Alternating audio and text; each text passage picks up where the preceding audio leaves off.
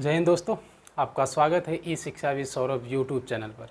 तो आज जैसा कि मैंने आप लोगों को बताया था कि कुछ दिन में भारत भूगोल की क्लासेस शुरू हो जाएंगी। तो आज से प्रतिदिन आपको भारत भूगोल की क्लासेस मिलेंगी, ठीक है।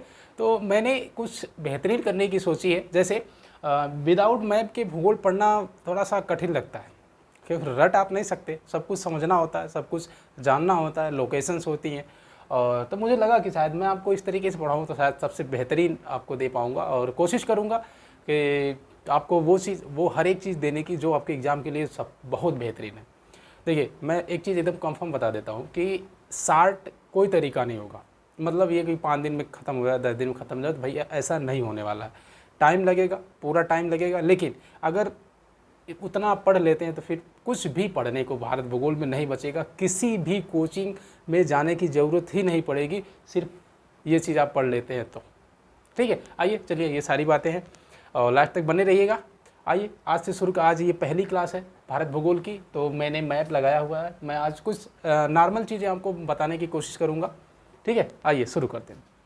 तो आज पहली क्लास है, तो हम शुरू करेंगे भारत का परिचय।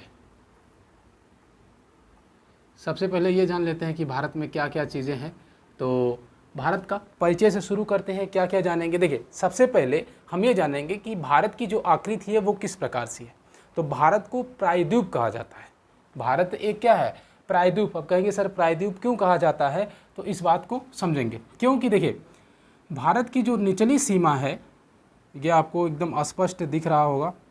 मैंने इसीलिए यूज़ किया है इसको ताकि आपको आसानी से मैं चीज़ों को एकदम एक्यूरेट समझा सकूं, एक्यूरेट लोकेशन के हिसाब से। देखिए, इधर है अरब सागर, इधर से कौन सा सागर है?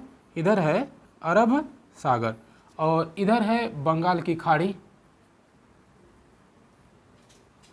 बंगाल की खाड़ी, इधर है बंगाल की खाड़ी, और नीचे आपको मिलेगा तो हिंद महासागर मिलेगा। नीचे क्या मिलेगा? हिंद महासागर मिलेगा। तो प्रायद्वीप की परिभाषा ये होती है कि वो भूभाग जो तीनों तरफ जल से घिरा हो, उसे हम क्या देते हैं? प्रायद्वीप बोलते हैं। तो भारत क्या है? एक प्रायद्वीप है। तो अगर पहली लाइन आप लिखेंगे तो भारत क्या हुआ? एक प्रायद्वीप। प्रायद्वीप इसलिए है क्योंकि ये इधर से अरब सागर, इधर से हिंद महासागर, इधर बंगाल खाड़ी, मतलब तीनों तरफ से किससे घिरा हुआ है? जल से घिरा हुआ है। अब बात करते हैं थोड़ी सी और चीज़ों की। देखिए, भारत में एक पूछा जाता है कि वर्तमान में कितने राज्य हैं। तो कितने राज्य हैं? 28। अगर पूछा जाए कितने केंद्र शासित हैं, कितने हैं केंद्र शासित प्रदेश? कितने हो जाएंगे? 8 हो जाएंगे। अब बात करें कि ये जो 28 और 8 हैं, इनकी राजधानी, इनकी लोकेशन आपको पता होनी चाहिए, ठीक है। तो जैसे मैंने मैप लगाया है, आपके पास एक मैप होना चाहिए, जाके खरीद लीजिएगा, और जितनी भी राजधानियां हैं सबको याद कर लीजिएगा। नहीं याद करेंगे तो फिर दिक्कत होने वाली है। देखिए, अब एक क्वेश्चन पूछा जाता है कि ये जो भारत दिख रहा है, पूरा क्षेत्रफल की बात करेंगे हम। अब हम क्षेत्रफल की बात करेंगे। देखिए, एग्जैक्ट लोकेशन आपको एकदम कंफर्म लोकेशन, एकदम ये अनुमान लगाने की कोई बात नहीं आएगी। इससे आपको ये पता चल जाएगा कि कहाँ क्या है, एकदम एग्जैक्ट लोकेशन आपको पता चलेगी, ताकि आपको भूगोल समझने में इतनी आसानी हो जाएगी। देखिए, ये तो आपको मतलब भारत दिख रहा है एकदम आसपास। अब बात करेंगे कि भारत का क्षेत्रफल कितना है, पूछा जाता है। अब तो खैर एग्जामों में नहीं पूछा जाता है, लेकिन पहले पूछा जाता था। तो इसका जो क्षेत्रफल है वो है 32,87,263, 32,263 क्या वर्ग किलोमीटर।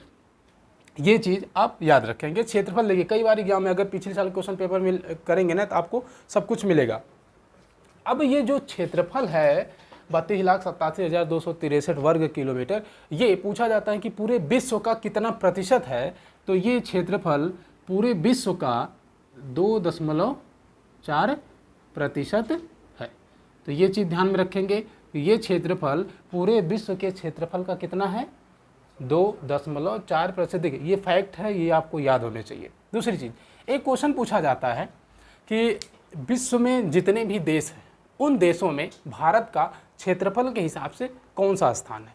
तो मैं आपको बताऊंगा, एक छोटी सी ट्रिक बताता हूँ, ट्रिक ही कहेंगे उसको, आप अगर याद कर सकें तो याद कर लीजिएगा। जैसे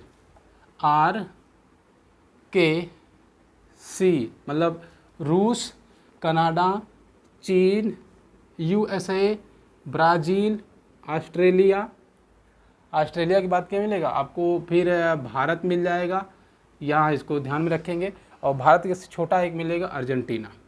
ठीक है, क्या क्या यहाँ से देखिए, ये है अर्जेंटीना, अर्जेंटीना। ए से ये वाला क्या है, ये है भारत। और जो ये वाला ए है, अगर आप याद कर देखिए, ये याद हो जाएगा। अब कैसे याद करेंगे अभी मैं बता रहा हूँ। तो भारत के पहले अगर बात करेंगे तो आपको मिल जाएगा ऑस्ट्रेलिया। क्या मिलेगा, ऑस्ट्रेलिया। ऑस्ट्रेलिया के पहले बात करेंगे, यहाँ पे मिलेगा ब्राज़ील। और ब्राज़ील के पहले बात करेंगे तो मिलेगा USA मतलब संयुक्त राज्य अमेरिका। सी से आपको क्या मिलेगा, चीन मिलेगा। के से क्या मिलेगा, कनाडा मिलेगा। आर से क्या मिलेगा, रूस मिलेगा। ठीक है, अब इसको आप याद, RKCUBABA। ठीक है, RK चू बाबा, क्या याद करेंगे, RK चू बाबा, RK कू बाबा। चाहे जैसे चू चाहे कू, चाहे जैसे मन तैसे याद कर लीजिएगा, लेकिन याद कर लेंगे आप। तो आपको क्लियर हो गया होगा, जो ये क्षेत्रफल है 32,87,263 वर्ग किलोमीटर, पूरे विश्व के क्षेत्रफल का 2.4 है, ये याद होना चाहिए।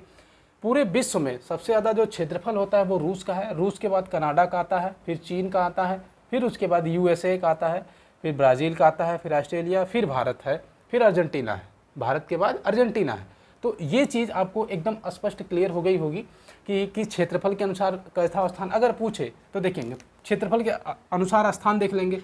देखिए, ये पहला स्थान है, ये दूसरा है, ये तीसरा है, ये चौथा है, ये पाँचवा है, ये छठवां है, ये क्या हुआ, सातवां हुआ, और ये क्या हो जाएगा, आठवां। तो हमारा विश्व में क्षेत्रफल के हिसाब से भारत का कौन सा स्थान है, सातवां स्थान है। ये चीज़ आप याद रखेंगे। ठीक है, और अगर जनसंख्या पूछेगा तो दूसरा, पहला चीन है। चलिए अब बात करते हैं कुछ और चीज़ों की। अगर हम भारत की अक्षांशीय स्थिति देखें तो हमसे एक क्वेश्चन पूछा जाता है कि विश्व के मैप में भारत की लोकेशन क्या है, विश्व के मैप में भारत की लोकेशन क्या है। तो मैं थोड़ी सी चीज़ें आपको और बताना चाहूँगा। जैसे मान लीजिए ये हमारी पृथ्वी है भाई, इसी पृथ्वी में पूरा विश्व समाया हुआ है। तो देखिए, अगर इसको 4 भागों में डिवाइड कर दें तो ये वाला हिस्सा क्या हो जाएगा, पूरब। ये वाला हिस्सा क्या हो जाएगा, उत्तर। ये वाला हिस्सा हो जाएगा दक्षिण, और ये वाला हिस्सा क्या हो जाएगा, पश्चिम। ठीक है, अब हमारी लोकेशन जो पड़ती है वो यहाँ पड़ती है। जो ये भारत आपको दिख रहा है, ये वाला पूरा हिस्सा, ये यहाँ पड़ता है। तो आप देखेंगे किस हिस्से में है, उत्तर। देखिए, यहाँ से जाएंगे तो उत्तर भी है, यहाँ से जाएंगे पूरब। तो इसका मतलब है जो भारत की स्थिति है विश्व के मैप में, वो स्थिति क्या मिलती है, उत्तर पूरब। अगर वो ये पूछता है कि उत्तर पूरब ना, कि भारत की लोकेशन किस गोलार्ध में है, तो समझेंगे ये अगर 20 से 0 लाइन जाती है, ये वाले 0 लाइन, तो इसके ऊपर जो पूरा पूरा होता है क्या होता है, उत्तर, और इसके नीचे क्या होता है, दक्षिण। अब लोकेशन अगर देखेंगे तो भारत किस गोलार्ध में पड़ता है, तो भारत किस गोलार्ध में पड़ेगा, उत्तरी गोलार्ध में पड़ेगा। भारत किस गोलार्ध में पड़ेगा, तो भारत उत्तरी गोलार्ध में पड़ेगा। अगर मान लीजिए वो ये कहता है कि सर उत्तरी नहीं देता, पूरब भी दे देता, देखेंगे इधर जाएंगे तो पूरब भी मिलेगा। तो इसका मतलब है कि उत्तर पूर्वी गोलार्ध में भारत पड़ता है। अगर वो पूरब देगा तो, अगर नहीं तो उत्तर देगा तो उत्तर।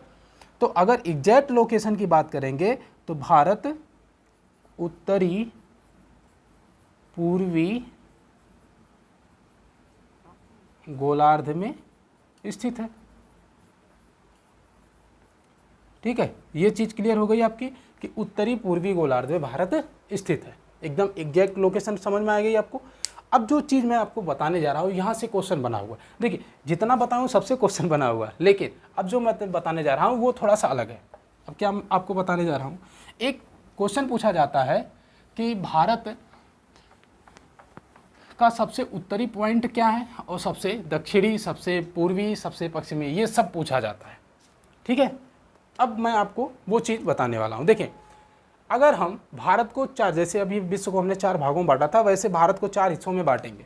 कैसे बांटेंगे? देखिए, यहाँ से एक रेखा जाती है जिसको कहते हैं कर्क रेखा, अभी इसकी भी बात करेंगे। ठीक है, और यहाँ से एक रेखा जाएगी आंध्र प्रदेश होके 82.5 अंश, अगर इसको मान लेते हैं, इसको मान लीजिए यहीं से 20 से बांट दीजिए, यहाँ से सीधे लेके आइए और कन्याकुमारी मिला दीजिए। यहाँ पे कन्याकुमारी है, यहाँ पे जम्मू कश्मीर वाला है, लद्दाख है यहाँ पे, और सबसे उत्तर में यहाँ पे, सबसे पूरब में।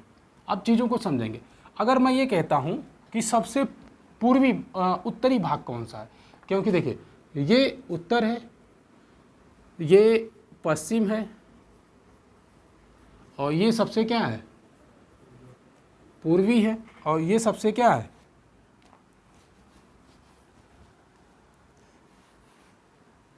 ये सबसे दक्षिणी है, ये सबसे दक्षिणी है। तो इसका मतलब है कि अगर 2-3 क्वेश्चन बनेगा कि सबसे उत्तरी पूछेगा, सबसे पूर्वी पूछेगा, सबसे पश्चिम पूछेगा और सबसे दक्षिण पूछेगा, सबकी लोकेशन आपको पता होनी चाहिए। देखिए, अगर हम अक्षांश के हिसाब से चलेंगे, अक्षांश के हिसाब से चलेंगे, तो यहाँ पे अगर अपने मैप पे आप देखेंगे तो यहाँ से है 36। देखिए, ये वाली यहाँ से जो लाइन जाती है ये है 36। ठीक है, तो अगर हम 36 से ऊपर जाएंगे तो हमें 37 मिलेगा, 37 मिलेगा। तो जो हम ये सबसे उत्तर वाला पॉइंट नोट करते हैं, यहाँ वाला पॉइंट नोट करते हैं, ये पड़ता है 37.6 पे। ठीक है, जो ये 37.6 पे पड़ता है, इसे नाम क्या देते हैं ये जानना जाता है। इसे हम बोलते हैं इंदिरा काल। क्या बोलेंगे? इंदिरा काल। तो अगर आपसे क्वेश्चन ये पूछा जाए भारत का सबसे उत्तरी भाग कौन सा है, तो 37.5 मतलब 37.6 जिसे हम कहते हैं इंदिरा काल। ठीक है, तो इंदिरा काल भारत के किस हिस्से में पड़ता है? तो सबसे उत्तरी हिस्से में पड़ता है। यही भारत का सबसे उत्तरी पॉइंट है, इस चीज़ को याद कर लेंगे। चलिए, अगर ये पूछता है कि वो किस राज्य में स्थित है, देखिएगा इंदिरा काल जो है, अब पहले तो जम्मू कश्मीर में होता था, लेकिन अब कहाँ पड़ेगा? लद्दाख में पड़ेगा। तो पहले जम्मू कश्मीर में होता था, लेकिन अब कहाँ पे पड़ता है? लद्दाख में पड़ता है। अगर हमने उत्तर वाली बात कर ली है, तो आइए पश्चिम की बात करते हैं। तो पश्चिम में गुजरात में आप अपने मैप में देखेंगे, एकदम यहाँ पे, एकदम पश्चिम में यहाँ पे एक नाम मिलेगा, जिसको कई नाम आपके मैप में, चाहे गौर मोता दिया होगा, चाहे सरक्रिक दिया होगा, ऐसा कुछ नाम दिया होगा। ठीक है, तो यहाँ पे नाम देंगे क्या? सरक्रिक। सरक्रिक आपके मैप में लिखा होगा, चाहे लिखा होगा गौर मोता। ठीक है, ये नाम लिखा होगा, और ये दोनों नाम कहाँ मिलते हैं? और अच्छा, इसी को एक और नाम देते हैं गुहार मोती। ये 3 नाम मिलेंगे आपको। अब देखिए ये कहाँ पड़ता है? ये हमारा है गुजरात, ये हमारा है गुजरात। इसका मतलब है गुजरात सबसे भारत का सबसे पश्चिमी प्रदेश है, और इस पश्चिमी प्रदेश में जो स्थान पड़ता है वो कौन सा है? सरक्रिक, गौर मोता या गुहार मोती के नाम से जानते हैं। अब एक क्वेश्चन बनता है कि सबसे पश्चिमी देशांतर कौन सी? देखिए, देशांतर का मतलब अगर आप इस तरीके से जानते हैं, जो देखिए मैं आपको बताऊं कि जो ये देशांतर आपको दिख रही है, ये वाली, ये है 72। ठीक है, अगर इसके इधर जाएंगे तो 73, 74, 75 चलेगा, लेकिन इसके इधर जाएंगे, इसके इधर, तो ये कम होता जाएगा। और यहाँ पे एक देशांतर आपको दिख रहा है, उस देशांतर का नाम है 68। क्या नाम है? 68 देशांतर, ये वाला। तो इसी के आसपास का क्षेत्र है।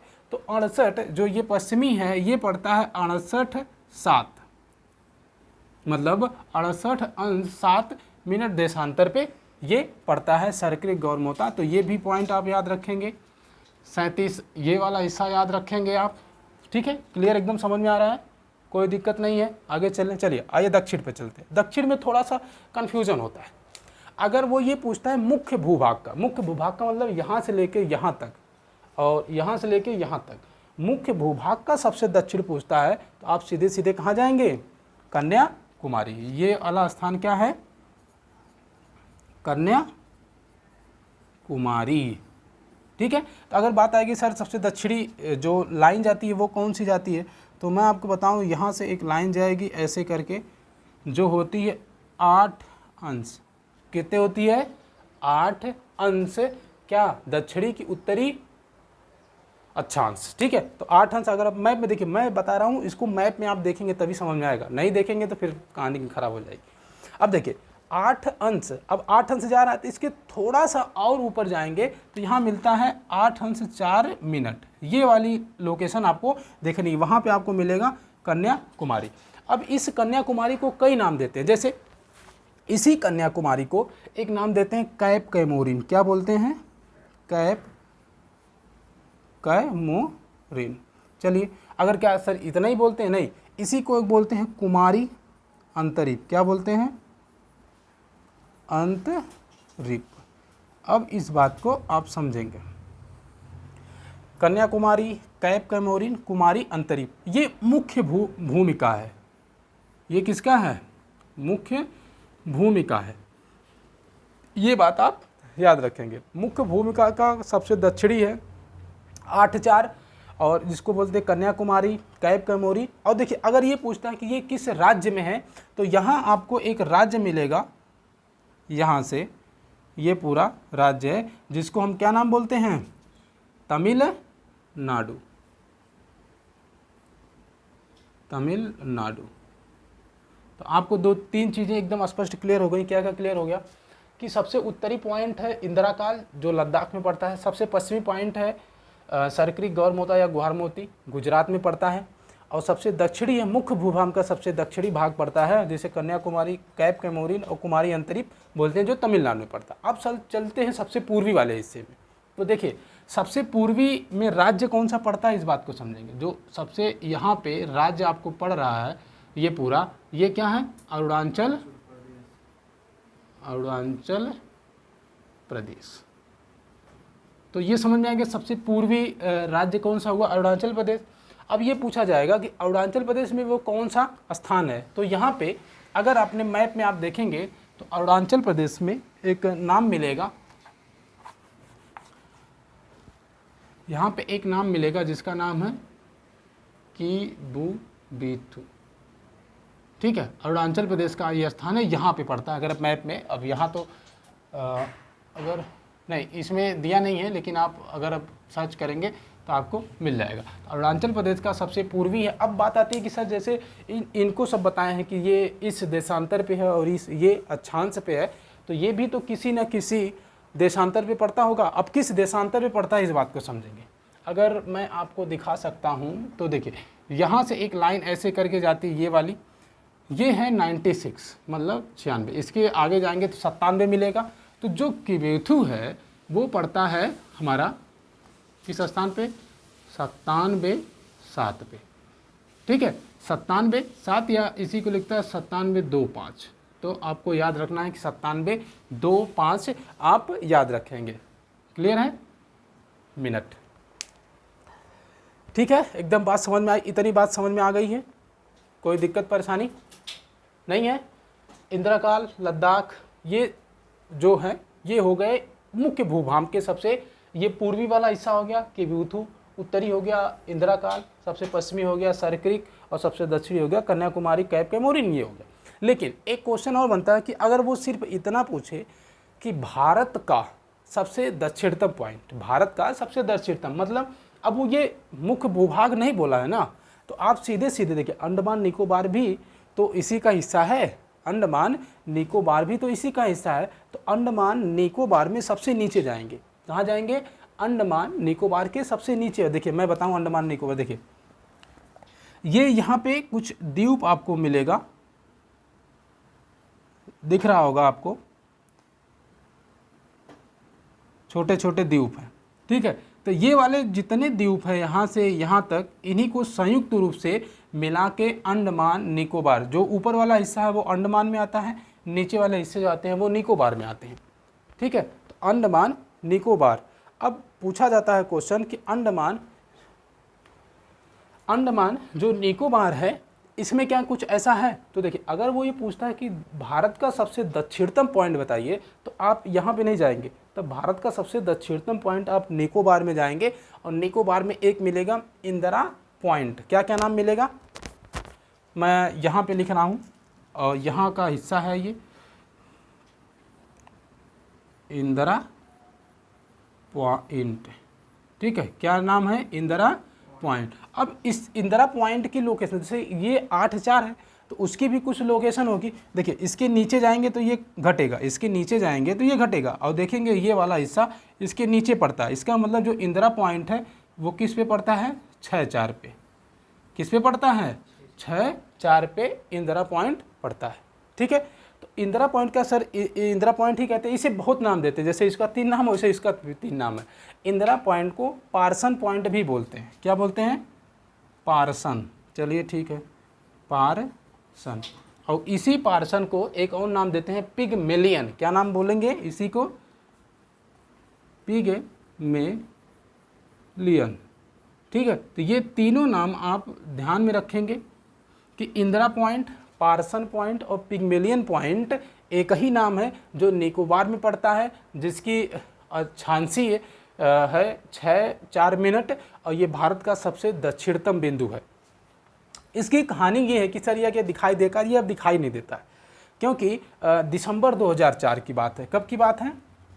अगर मैं बताऊं, यहाँ पे दिख रहा होगा, दिसंबर 2004। दिसंबर 2004 की बात है। यहाँ पे सुनामी आई थी और ये वाला हिस्सा तब से पानी में डूब गया है। तो ये पानी में डूबा हुआ हिस्सा है भारत का। तो अगर ये पूछा जाए कौन सा भारत का कौन सा हिस्सा है दक्षिणतम हिस्सा जो पानी में डूबा है, तो वो इंदिरा पॉइंट है। देखिए, ये नीचे वाला इंदिरा पॉइंट है, ऊपर वाला इंदिरा काल है।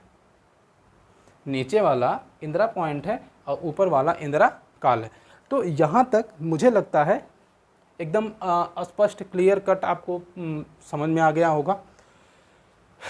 अब मैं एक बार थोड़ा सा जल्दी रिवाइज करवा देता हूँ। ठीक है, सबसे पूर्वी किबुथु, सबसे उत्तरी इंदिरा काल, सबसे पश्चिमी सरक्रिक गौरमोता, और अगर वो मुख्य भूभाग का पूछेगा तो कन्याकुमारी, अगर वो भारत का सबसे नीचे पूछे Indira point, Parson, Pygmalion point. ये हो गया। अब देखिए, अब इसके आगे चलते हैं और कुछ चीज़ों के बारे में समझते हैं। अभी तो शुरुआत हुई है, अभी कहाँ अभी तो बहुत कुछ सीखेंगे। बस तसल्ली से आप बिना मैप के देखिए, अगर पढ़ेंगे तो बिना मैप के मत पढ़िएगा, क्योंकि बिना मैप के पढ़ेंगे तो शायद ही आपको क्लियर कट समझ में आए। अगर मैप से पढ़ेंगे तो एकदम एक भी ऐसा चीज़ नहीं है जो आपको समझ में नहीं आएगा, एकदम आसानी से सब कुछ समझ में आ जाएगा। ठीक है, देखिए ये हमारा डिजिटल बोर्ड है, एकदम साफ़ हो गया इंडिया जुगाड़ से चलती है और जुगाड़ देखिए कितना तगड़ा है, आपको डिजिटल वाली फीलिंग दे रहे हैं, इतना समझ लीजिए। अब एक क्वेश्चन और बनता है कि जो जितने भारत के राज्य हैं, उन भारत के राज्यों में क्षेत्रफल के हिसाब से सबसे ज़्यादा किसका है, फिर उससे कम किसका है, फिर उससे कम किसका है। देखिए, मैं लोकेशन बताऊंगा, 1 2 3 4 के लिख दूंगा। देखिए, यहाँ पे एक राज्य आपको दिख रहा होगा जिसे बोलते हैं राजस्थान। राजस्थान ये पहले स्थान पे है। राजस्थान पहले स्थान में, कहेंगे किसके हिसाब से, तो ये क्षेत्रफल की दृष्टि से। किसके हिसाब से मैं बात कर रहा हूँ? क्षेत्रफल, मतलब भारत का सबसे बड़ा क्षेत्रफल वाला राज्य कौन सा हुआ? राजस्थान हुआ। अब यहाँ लिख लेते हैं आर, राजस्थान का मतलब आरजे लिख लेते हैं, आरजे। ठीक है, अब इसके बाद इसी से सटा हुआ नीचे आएंगे तो आपको मिलेगा मध्य प्रदेश। क्या मिलेगा? मध्य प्रदेश। ये है दूसरे नंबर पे, तो यहाँ पे लिख देंगे, क्या लिख देंगे? एमपी लिख देंगे। चलिए, पहले स्थान पे राजस्थान, दूसरे पे एमपी। अब तीसरे की बात आती है, 3 4 तक पूछा है। देखिए, इसी के नीचे आपको मिलेगा महाराष्ट्र। यहाँ पे आपको क्या मिल रहा है? तीसरे नंबर पे मिलेगा महाराष्ट्र। पहला हो गया राजस्थान और महाराष्ट्र को एम लिख देते हैं। ठीक है, एम महाराष्ट्र को। अब देखिएगा, इसी तीसरे के ऊपर, मतलब दूसरे और इनके बीच में एक मिलेगा अपना वाला राज्य यूपी। स्पेशल यूपी पढ़ाऊंगा आप लोगों को 4। तो आपको ये समझ में आ जाना चाहिए कि सबसे बड़ा राज्य कौन सा है? राजस्थान पहले स्थान पे, दूसरे स्थान पे मध्य प्रदेश, तीसरे पे महाराष्ट्र और चौथे पे यूपी। पहले स्थान पे, दूसरे स्थान पे, तीसरे स्थान पे, चौथे स्थान पे। तो आपको मैंने ये मैप से इसलिए बता रहा हूँ ना कि आपको जैसे क्या होता है कि याद करने में परेशानी, अब आपको एकदम याद हो गया कि पहला ऊपर राजस्थान है, दूसरा उसके बाद मध्य प्रदेश है, उसके नीचे महाराष्ट्र है और उसके बगल में उत्तर प्रदेश में, बात खत्म। ये मैप को पढ़ाने से यही फ़ायदा है कि आपको एकदम क्लियर कट याद हो जाएगा सब कुछ। ठीक है, चलिए अब यहाँ तक अगर बात समझ में आ गई हो तो मैंने ऐसा शुरुआत में एक बात कही थी कि आप लोगों को राजधानी याद कर लेंगे, नई राजधानी याद करेंगे तो आनी मानी दोष बुढ़िया भरोस हो जाएगा, इसलिए राजधानी को याद करके रखेंगे। चलिए तो ये सारी चीज़ें हो गई हैं। अब मैं आपको कुछ और चीज़ें बताने की कोशिश करूँगा। कई बार क्वेश्चन पूछा गया, बहुत बार क्वेश्चन पूछा गया, एकदम मस्त सा क्वेश्चन पूछा जाता है, कौन सी ऐसी रेखा है जो भारत को दो हिस्सों में बांटती है। देखेंगे यहाँ से एक रेखा जाती है, कर्क रेखा जिसे बोलते हैं, क्या बोलते हैं, कर्क रेखा।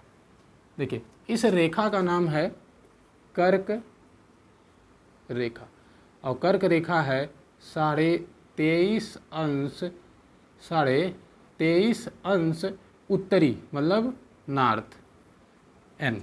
ठीक है, अब कहेंगे सर ये इसका क्या काम है। देखो ये भारत को दो हिस्सों में बांट रही है, क्योंकि देखिए इसके नीचे वाला जो हिस्सा ये आपको दिख रहा है, ये तो नीचे वाला हिस्सा हो गया, ये वाला हिस्सा नीचे वाला हिस्सा हो गया।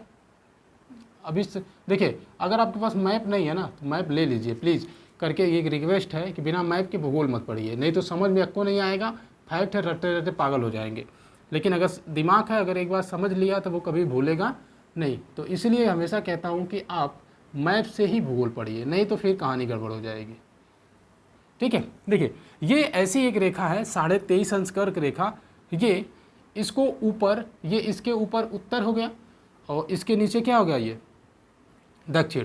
तो कर्क रेखा भारत को दो बराबर हिस्सों में बांटती है। दो बराबर हिस्सों में बांटने का मतलब इसके ऊपर वाला हिस्सा उत्तर और इसके नीचे वाला हिस्सा, उसके नीचे वाला हिस्सा दक्षिण। अब उत्तर दक्षिण में ये डिवाइड कर देती है। तो एक क्वेश्चन पूछा जाता है कि ये जो कर्क रेखा है ये कितने राज्यों से होकर जाती है। तो आप समझेंगे, देखो सबसे पहले एंट्री होती है तो कौन सा राज्य मिल रहा है आपको, गुजरात। अब देखिए यहाँ पे मैंने अभी आपको एक नाम बताया है राजस्थान, राजस्थान। उसके बाद एक नाम और बताया था अभी आपको मध्य प्रदेश। मध्य प्रदेश के नीचे यहाँ पे एक दिख रहा होगा आपको छत्तीसगढ़, एकदम दिख रहा होगा। छत्तीसगढ़ के आगे यहाँ दिख रहा होगा आपको झारखंड दिख रहा होगा। झारखंड के आगे यहाँ तक ऐसे फैला हुआ आपको पश्चिम बंगाल दिख रहा होगा। फिर यहाँ पे त्रिपुरा मिलेगा, यहाँ पे मिजोरम मिलेगा। अब आपको ये पता चल गया कि कर्क रेखा भारत के कितने राज्यों से होकर जाती है। देखिए पहला राज्य गुजरात, दूसरा राज्य अब इसको दूसरा बनाएंगे राजस्थान को, तीसरा मध्य प्रदेश, चौथा छत्तीसगढ़, पाँचवा झारखंड, छठवां पश्चिम बंगाल, सातवां त्रिपुरा, आठवां मिजोरम। ये तो कंफर्म हो गया कि कर्क रेखा भारत के 8 राज्यों से होके जाती है। अब सीरीज आप याद कर लेंगे इसको कि पहला गुजरात है, फिर राजस्थान है और तीसरा मध्य प्रदेश, फिर छत्तीसगढ़, फिर झारखंड, पश्चिम बंगाल, त्रिपुरा और मिजोरम। एक क्वेश्चन पूछा जाता है कि वो कौन से प्रदेश हैं जो भारत के, वो दो कौन से प्रदेश हैं जो कर्क रेखा पे स्थित है। तो भारत के पूर्वी 2 प्रदेश हैं त्रिपुरा और मिजोरम, ये और ये 7 सिस्टर, मतलब इन्हें बोला जाता है 7 बहनों का राज्य इन 7 को। तो 19 में से 2 हैं जिसको बोलते हैं त्रिपुरा और मिजोरम। ठीक है, अगर इतनी बात एकदम क्लियर कट समझ में आ गई हो तो बताइए, फिर आगे चलते हैं। एकदम क्लियर है?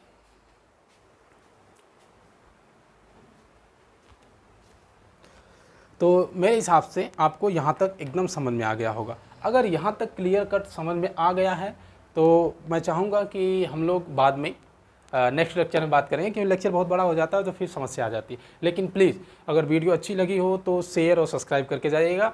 और ठीक है, जैसा भी लगे कमेंट करके बताइएगा। मिलेंगे अगले वाले किसी सेशन के साथ, तब तक के लिए सबको जय हिंद।